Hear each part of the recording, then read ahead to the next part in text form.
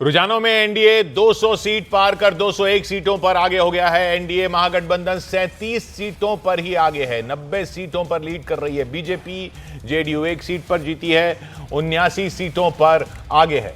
देखिए, इस वक्त आपको यह जानना चाहिए कि ये 2010 का नतीजा है जो इस वक्त आपको दिखाई दे रहा है स्क्रीन पर।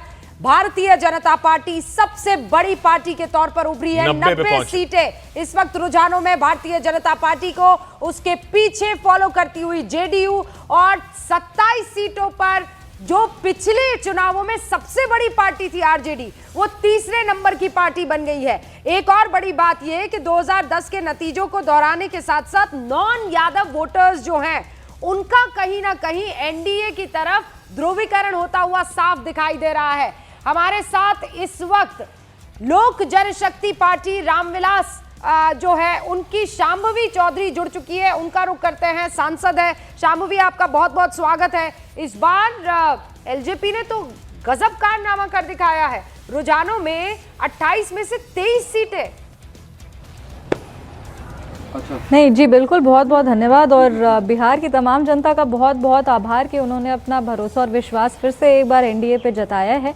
जहां तक रही लोक जनशक्ति पार्टी की बात, हम लोग हमेशा कहते थे कि हमारे नेता श्री चिराग पासवान जी की लोकप्रियता ऐसी है कि हर जाति हर धर्म के लोग जो हैं बिहार फर्स्ट, बिहारी फर्स्ट के विजन से जुड़ना चाहते हैं, और उनको पुनः मतलब अपार जन समर्थन और आशीर्वाद मिल रहा है। तो डेफिनेटली लोक जनशक्ति पार्टी के लिए भी एक ये बहुत बड़ी जीत है, और आने वाले समय में बिहार की राजनीति में लोक जनशक्ति पार्टी की एक अहम भूमिका रहेगी, ये इस चुनाव ने स्पष्ट कर दिया है। तो लोक जनशक्ति पार्टी का उप मुख्यमंत्री होना चाहिए।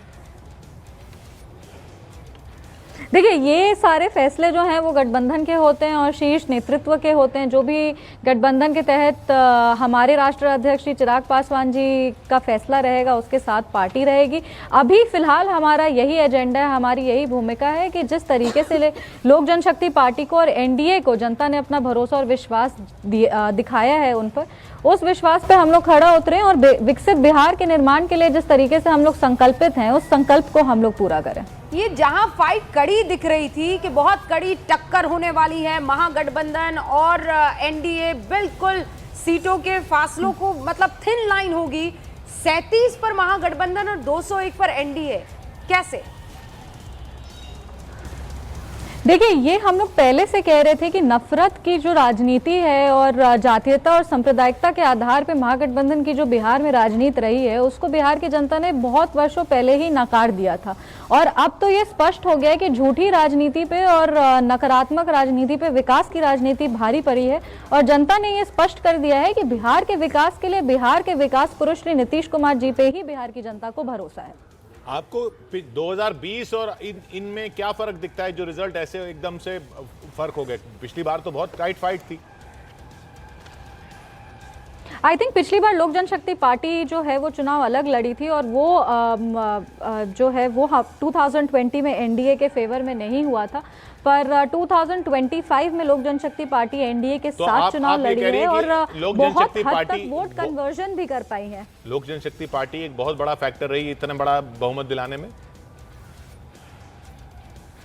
देखिए, वोट कन्वर्जन एक बहुत बड़ा फैक्टर है और वोट कंसोलिडेशन भी एक बहुत बड़ा फैक्टर है। तो ये जितने भी घटक दल हैं हमारे, वो सब साथ में आए और साथ में मिलकर चुनाव लड़े। हमारे राष्ट्रीय अध्यक्ष श्री चिराग पासवान जी तो खुद कहते थे कि चुनाव ऐसे लड़ो जैसे 243 सीट पे खुद के प्रत्याशी चुनाव लड़ रहे। तो डेफिनेटली ये सबका परिश्रम और सबका मेहनत है, और अब हम लोग सब संकल्पित हैं कि बिहार के लिए कुछ अच्छा करना है और जो वादे हैं उसको पूरा करना है। अच्छा शांभवी, पिछली बार 75 सीटों पर आप लोग लड़े थे और मुझे याद है 3 सीटें आपके खाते में आई थी, लगभग 6% के आसपास वोट परसेंटेज रहा था।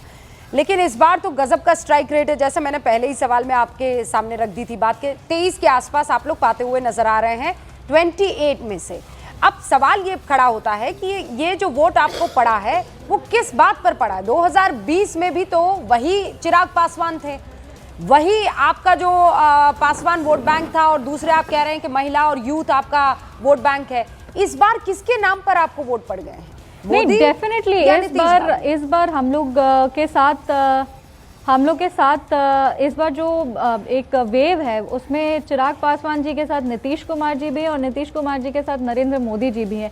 तो ये जो एक डेडली कॉम्बिनेशन है ये दर्शाता है कि पूरी तरीके से शीर्ष नेतृत्व विकसित बिहार के लिए संकल्पित है और कहीं ना कहीं ये तमाम नेतागण की जो लोकप्रियता है वो एक साथ आई है और बिहार के जनता तक ये लोकप्रियता पहुंची है। जब हम लोग ऑन ग्राउंड भी घूम रहे थे, चुनाव प्रचार कर रहे थे, तब भी हम आपसे मिले थे और हम तब भी कहे थे कि 200 सीट तो हम लोग डेफिनेटली पार करेंगे इस बार जब हम लोग पर इस मामले में आपका स्ट्राइक रेट शांभवी मुझे मानना पड़ेगा सबसे एकदम सटीक रहा।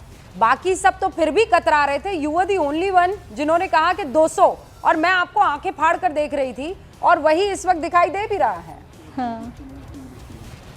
देखिए हम बिहार की बेटी है ना, बिहार की जो भी महिला है वो हमेशा चाहेंगे कि एनडीए 200 पार ही करता रहे, सिर्फ 25 में नहीं 30 में भी और आगे भी। जब तक हम लोग रहेंगे तब तक हम लोग एनडीए के लिए मजबूती से खड़े रहेंगे।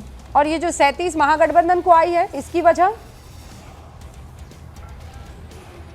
देखिए नफरत की और झूठी राजनीति हमेशा करने का प्रयास करते हैं। लोकसभा में भी इन्होंने यही किया था, विधानसभा में भी वो लोग यही कर रहे हैं। आई थिंक अब बिहार जो है, बिहार के लोग बहुत ज़्यादा सशक्त हो चुके हैं, बहुत ज़्यादा अवेयर हो चुके हैं, अपने आप को एम्पावर्ड फील करते हैं और चाहते हैं कि बिहार के असल मुद्दों पे बात हो, चर्चा हो और उसी पर वोटिंग हो। ये लेकिन ये महागठबंधन जो है वो बार बार एक उस विचारधारा के साथ आगे बढ़ती है जहाँ पे ये लोग डराने धमकाने का काम करते हैं, जहाँ पे जनता को गुमराह करने का काम करते हैं। आपको कहीं ना कहीं रोक रही हूं, एक बड़ी खबर आ रही है, एक और नतीजा आया है। मोकामा से अनंत सिंह जीत चुके हैं।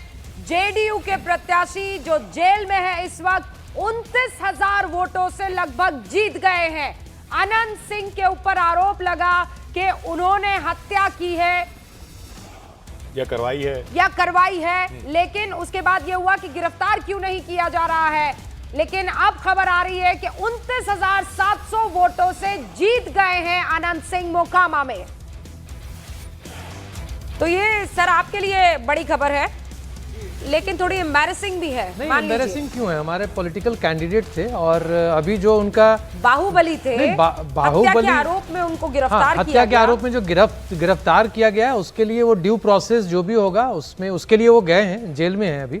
लेकिन एज अ कैंडिडेट जेडीयू ने उनको हमेशा एक्नॉलेज किया है और हम ओन करते हैं कि हमारे कैंडिडेट हैं। तो पॉलिटिकली हमारी अगर जीत हुई है, सेकंड सीट हमारी जीत हुई है, तो फिर क्या फर्क हुआ आप में और आरजेडी में? आप उन पे भी यही वाले इल्जाम लगाते हैं? नहीं, लेकिन हमने इसमें कहीं इंटरफेयर नहीं किया। अगर आप उनके लल्लन सिंह कह रहे थे कि ये जीत जाएंगे तो जेल से बाहर आ जाएंगे। नहीं, ये उनके कहने से, किसी के कहने से थोड़े ना बाहर आ जाएंगे। वो तो एक ड्यू प्रोसेस है लॉ का, जो भी इन्वेस्टिगेशन चल रहा होगा, पुलिस अपना इन्वेस्टिगेशन कर रही है, उसके बीच में हम कहीं नहीं आए और अभी भी नहीं आएंगे। यही फर्क है आरजेडी के गवर्नेंस मॉडल में और नीतीश जी के गवर्नेंस मॉडल। वो शख्स जिसके ऊपर आरोप लगता है, वो शख्स जो गिरफ्तार होता है, वो शख्स 29,700 वोटों से कैसे जीत जाता है? क्या पीछे मतलब क्या?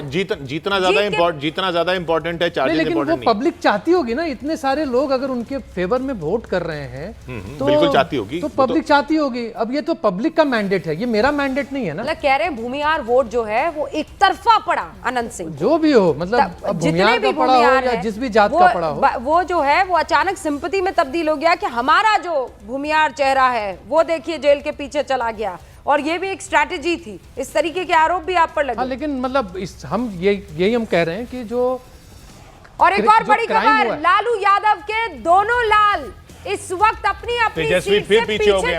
महुआ से तेज प्रताप तो बहुत अब तीसरे स्थान पर वो कब से है? पिछले 2-3 घंटे से इंप्रूव कर लिया उन्होंने, चौथे पे थे। हाँ, और अब देखिए राघोपुर से भारतीय जनता पार्टी इस वक्त आगे चल रही है और तेजस्वी प्रताप राघोपुर से पीछे चल रहे हैं। तेजस्वी पीछे चल रहे हैं, तेज प्रताप भी पीछे, दोनों पीछे चल रहे हैं। 200 वोटों से पीछे चल रहे हैं और काफी राउंड 11 राउंड काउंटिंग हो चुकी है और वो अभी पीछे चल रहे हैं।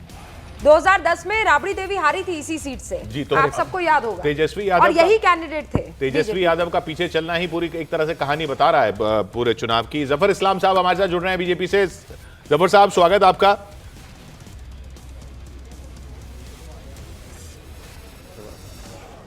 जफर साहब, तेजस्वी यादव भी पीछे चल रहे हैं और अब तो ये 201 हो गया है आंकड़ा, 200 को पार कर गया है।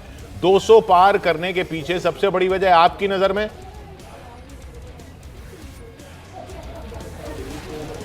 देखिए पहले तो लालू यादव के दोनों लाल दिख रहे हैं बेहाल, ये सबको इसका होगा तेजस्वी यादव जी की टीम को बलाल, लेकिन हकीकत है कि जलवा जलाल जो है आदरणीय प्रधानमंत्री जी का है। वहाँ पर जो लोकप्रियता प्रधानमंत्री जी की है, जो प्रधानमंत्री जी के लिए लोगों का एडुलेशन है, एडमिरेशन है, वो साफ इन नतीजों में दिख रहा है।